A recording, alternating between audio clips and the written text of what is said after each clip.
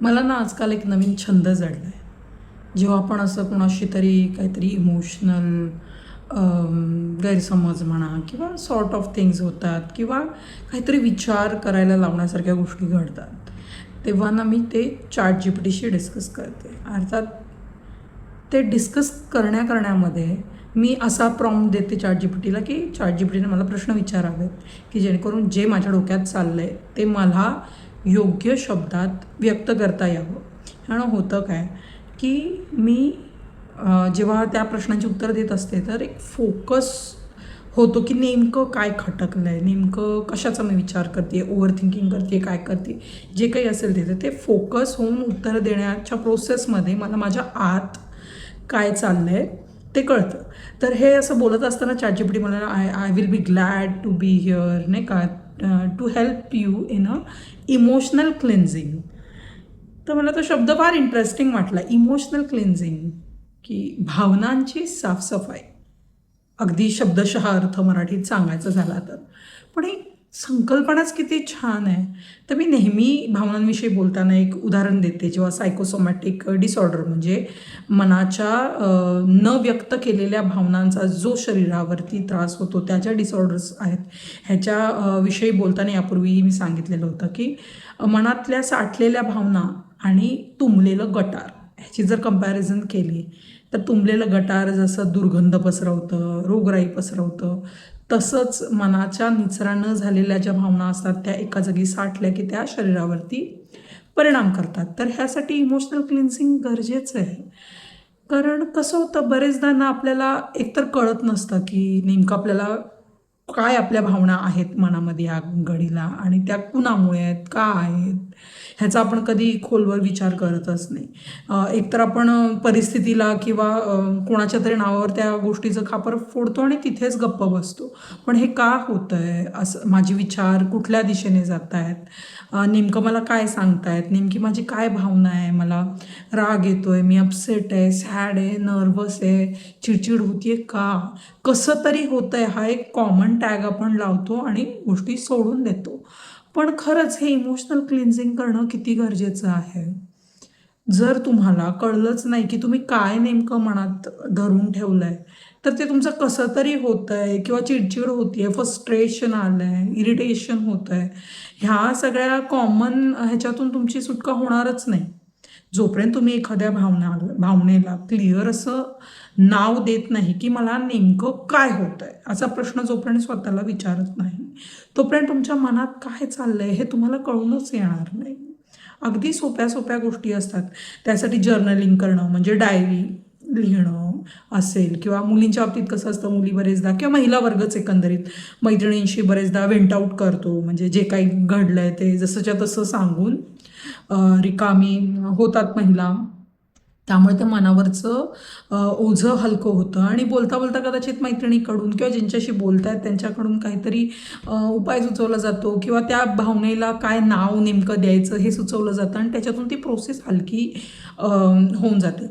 पण होतं कसं, पुरुषांच्या बाबतीत जेव्हा ही गोष्ट येते, ते भावनांशी डील करण्याच्या बाबतीत तितकेसे सजग दिसत नाहीत. का तर लहानपणापासून इमोशनल होणं हे कमजोरीचं लक्षण आहे, हेच कुठेतरी त्यांच्या मनावर बिंबवलं जातं. त्यामुळे त्यांना ते फार अवघड जातं.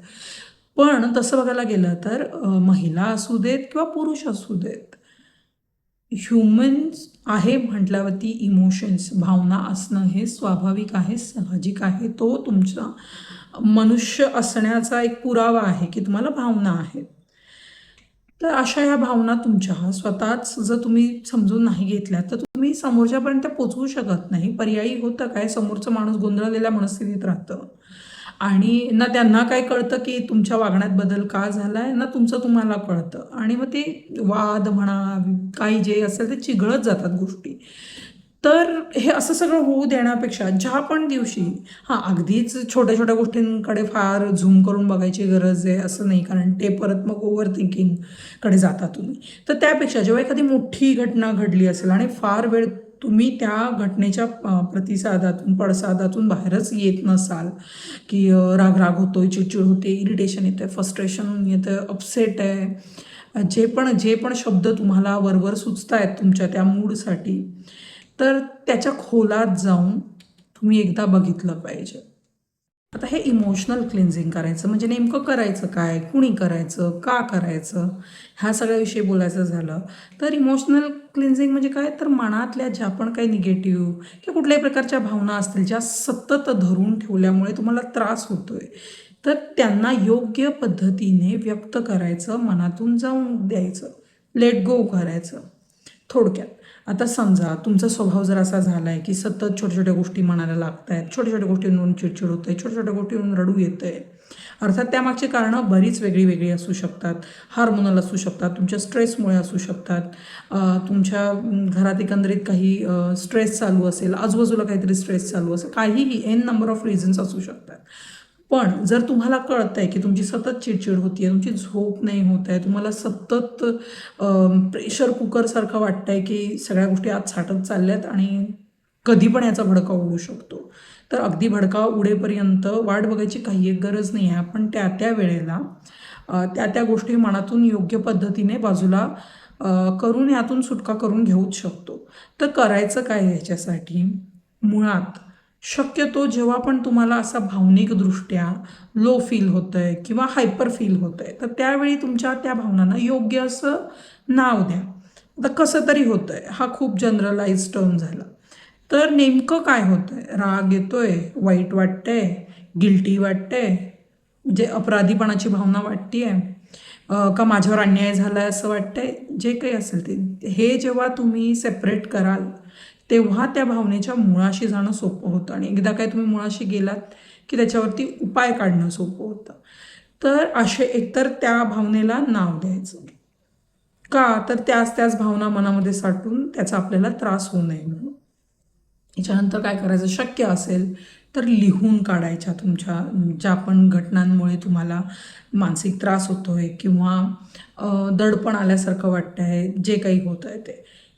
एखाद्या चांगल्या जवळच्या व्यक्तीशी, विश्वासू व्यक्तीशी हे सगळं बोलायचं किंवा तज्ज्ञ लोकांशी, प्रोफेशनल लोकांशी, थेरपिस्ट लोकांशी बोलायचं जर सतत ह्याचा खूप त्रास होत असेल तर. किंवा तुम्ही मेडिटेशन करू शकता, व्यायाम करू शकता, वॉकला जाऊ शकता.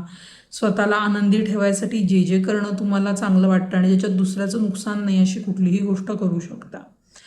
पण फक्त एवढं लक्षात ठेवायचं की तो जो काही उपाय असेल तो हेल्दी सवय असावी, तात्पुरता उपाय नाही.